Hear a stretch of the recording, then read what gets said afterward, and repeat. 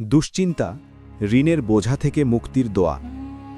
মানুষের জীবনে মাঝে মাঝে এমন কিছু সময় আসে যে সে দু হাতে টাকা কামাচ্ছে, কিন্তু দিন শেষে তার হাতে কোনো টাকা থাকছে না, অথবা হঠাৎ করে সে এমন অবস্থায় পড়ে যে সে ঋণের বোঝায় ডুবে যাচ্ছে, কিন্তু মুক্তির কোনো পথ পাচ্ছে না, অথবা তার স্বল্প আয়ে দিনাতিপাত করতে হিমশিম খাচ্ছে।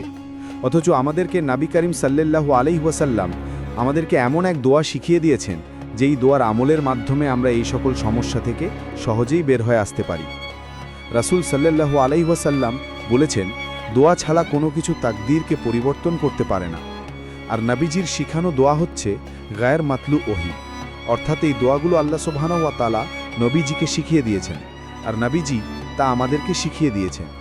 আমরা কত সৌভাগ্যবান যে স্বয়ং আল্লাহ সুবহানাহু ওয়া তাআলা তার প্রিয় নবীর মাধ্যমে আমাদেরকে দোয়া কিভাবে করতে হবে তা শিখিয়ে দিয়েছেন। হে আমার ভাই ও বোনেরা, আসুন আমরা এই সকল দোয়ার মাধ্যমে নিজেদেরকে বিপদমুক্ত করি। স্ক্রিনে দেয়া আরবিতে আপনারা দোয়াটি মুখস্থ করে পড়বেন। এই দোয়ার শানে নাজুল। একদিন এক সাহাবী অসময়ে মসজিদে নবীতে বসেছিল।